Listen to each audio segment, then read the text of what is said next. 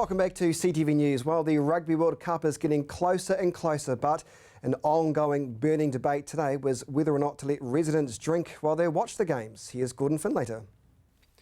Pubs may be given the green light to open for All Blacks rugby matches at the upcoming Rugby World Cup. Yesterday, ACT leader David Seymour sought to pass a bill allowing pubs to open outside of legal trading hours to show Rugby World Cup games.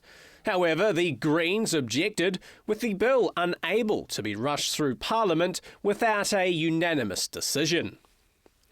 Today, Prime Minister John Key said the government would pick the bill up and Justice Minister Amy Adams was in the process of drafting it.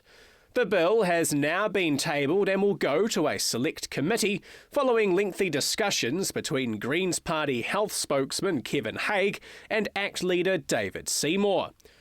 We went out and about to see what the passing of the bill would mean for local hospitality. Well, for hospitality, it'd be a good incentive for us to open, especially with the amount of food that we would put through for people. With the way the games are falling for the All Blacks in the quarterfinals, semis and the final, which we'd predominantly look at using, we'd push on the food, allow people to have a beer.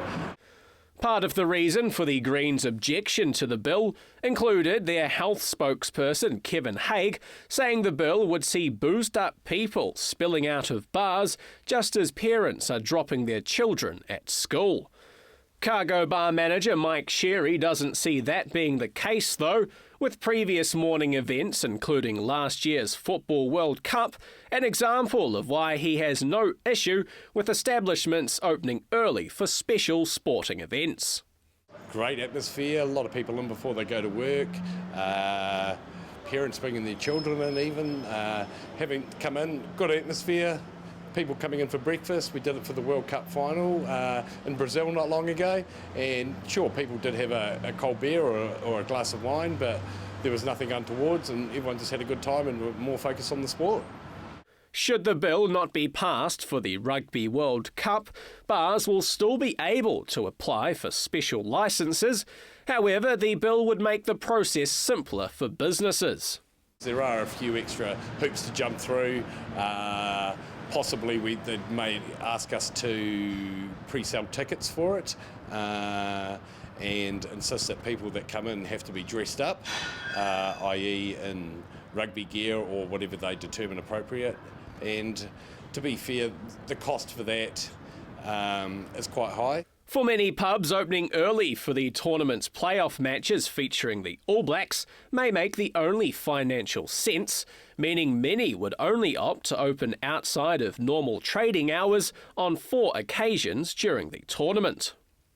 The Rugby World Cup begins on September 18th, and should the All Blacks make the tournament final, fans will be faced with a 5 a.m. kickoff, a time that many see as causing no health or social issues, just a good time. I would have imagined the majority of people for a game starting at 5 o'clock in the morning would have been to bed themselves and rested up and ready to celebrate if they do one anyway. So yeah, big emphasis on food. I mean, that's a big part of our trade here, so we'd be host responsibility and feeding everyone up as well as having a beer and just so everyone has a good time. Gordon Findlater, CTV News.